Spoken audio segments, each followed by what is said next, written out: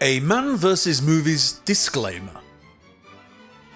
Ladies and gentlemen, before we proceed, an important international announcement. The word you're about to hear may be pronounced in two ways. In England, we proudly say arseholes, a word steeped in history, tradition, and the lingering smell of fish and chips. In America, however, it becomes assholes, a bold, streamlined version designed for speed and efficiency like a linguistic sports car. Please be advised, both words refer to the same exact species of cinematic jerk. So whether you hear arse or ass, rest assured your outrage is valid in all time zones. Thank you, and please remain seated until the insult has come to a complete stop. The 1980s, a time of big hair, bigger shoulder pads, and the absolute biggest arseholes ever to grace the silver screen. Seriously, it was like Hollywood was running an arsehole internship program. Congratulations, kid, here's your popped collar and a BMW. Now, go ruin prom night. Forget Rambo, forget E.T. The real stars of the decade were the guys who strutted on screen, dripped arrogance, and made you want to reach into the TV just to slap them. Tonight, we ask the question mankind has waited decades to get a definitive answer to. Who was the biggest cinematic arsehole of the 1980s? This is James at Man vs. Movies, and tonight I will be your host, guiding you through the Mount Rushmore of cinematic jerk-offs. We're talking frat kings, karate bullies, sleazy yuppies, smug professors, and one reporter so slimy he made actual journalists say, "Wow, tone it down, buddy." Here's the deal. I'll break down each actor, their careers, their arsehole characters, and why they made you cheer louder for their downfall than you did for Rocky beating Ivan Drago.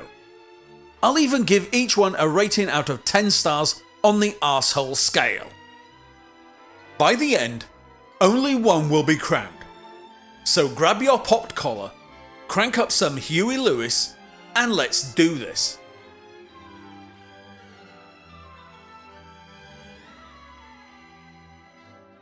Ted McGinley, ladies and gentlemen, the living embodiment of trust fund in a polo shirt.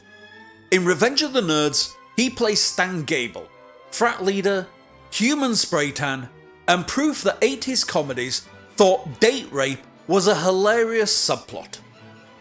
McGinley popped up everywhere in the 80s. Happy Days, Dynasty, Married with Children. If your show was running out of gas, Ted was parachuted in as the official shark jumper. Stan was the type of guy who'd kick over your Dungeons & Dragons board and then steal your girlfriend just to prove nerds didn't deserve happiness.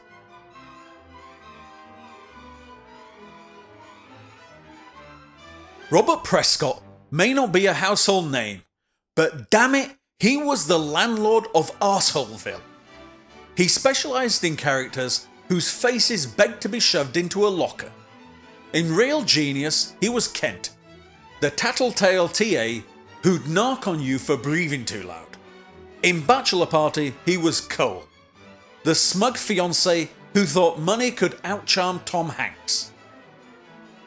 Kent was the human equivalent of nails on a chalkboard. Cole was the guy who introduced himself by telling you what his dad did.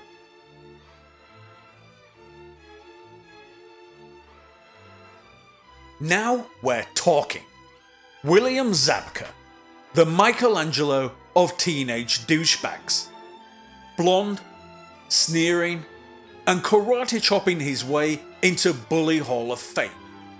Not only Johnny Lawrence in The Karate Kid, but also arseholes in Back to School and Just One of the Guys. Zabka didn't act. He existed to be roundhouse kicked.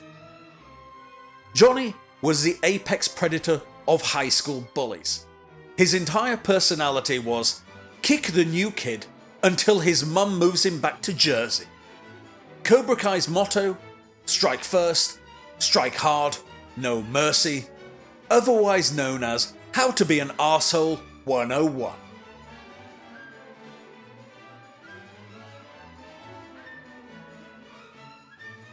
James frickin' Spader. This man didn't just play arseholes, he oozed them out of his pores like expensive cologne. In the 80s, if you needed a smarmy rich kid who looked like he summered in the Hamptons and collected souls as a hobby, you called Spader. Pretty in Pink, Less Than Zero, Baby Boom, Mannequin. His resume reads like an arsehole starter pack. Later in life, he upgraded into Weird Geniuses. But in the 80s, pure cinematic scum. Every character felt like the kind of guy who'd evict your grandma and then hit on your girlfriend at the funeral. He had the slickness of a Wall Street broker and the moral compass of a raccoon in a liquor store.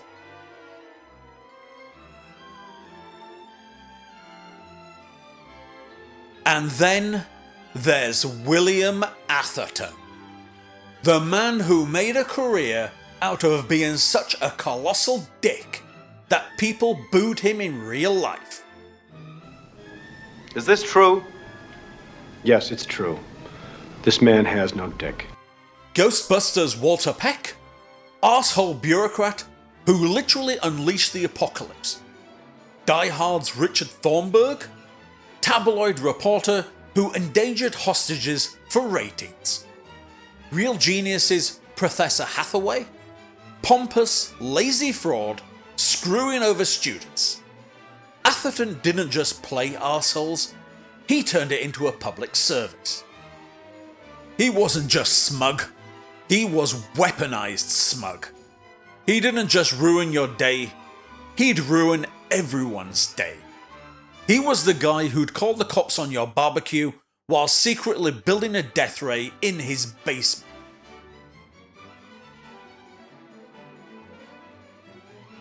Paul Gleason, the patron saint of angry authority figures who just don't get the kids.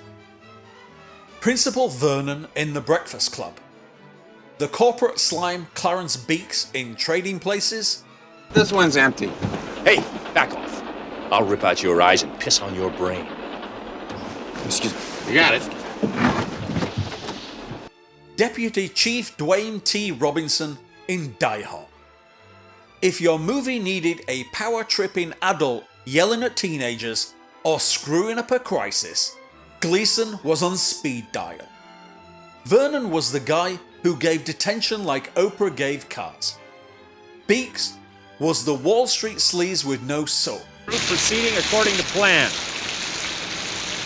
I anticipate penetration and acquisition at 2100 hours tomorrow. Hold on. Fuck off. Robinson was the cop so incompetent you almost wished Hans Gruber had won. So, we've seen the rogues gallery, the frat boy, the tattler, the karate bully, the rich slime ball, the smug bureaucrat, the angry principal. But who takes the crown? Who truly defined arseholery in the 1980s? In reverse order. In last place, with a score of 5 out of 10, is Robert Prescott as Kent in Real Genius and Cole in Bachelor Party. Solid work, but the minor leagues compared to the other guys. Next up, with a score of 6 out of 10, is Ted McGinley as Stan Gable. He's a prime douche, but much room for improvement. Moving on, we're reaching the real Mount Rushmore of cinematic arseholes. Coming in next, with an admirable score of 7 out of 10, is William Zabka as Johnny Lawrence. It's iconic, but he's since been redeemed in Cobra Kai, so some of the arsehole shine has sadly worn off. In the place of second runner-up, with a score of 8 out of 10, we have Paul Gleason as Principal Vern. Incredible work, but always second tier compared to the heavyweights. Our first runner-up, with a score of 9.5 out of 10, is James Spader, in every yuppie slimeball role of the 1980s. As an arsehole, he was almost untouchable. Almost. Ladies and gentlemen, our winner with a perfect score of 10 out of 10 is William Atherton, the gold standard of cinematic arseholes of the 1980s. James Spader may have been an elite level prick, but Atherton was catastrophic.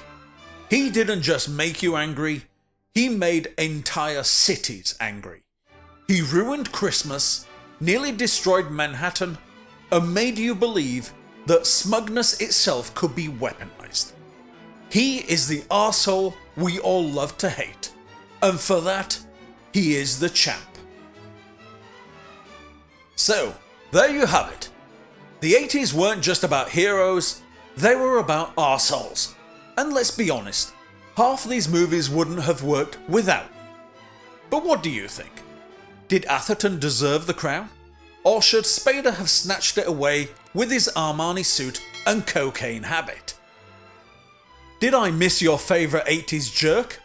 Comment below and let me know who you'd punch first if you had a time machine. And remember, arseholes may come and go, but only one had the power to nearly kill the Ghostbusters, ruin Bruce Willis's Christmas, and scam Val Kilmer at the same time. Long live William Atherton.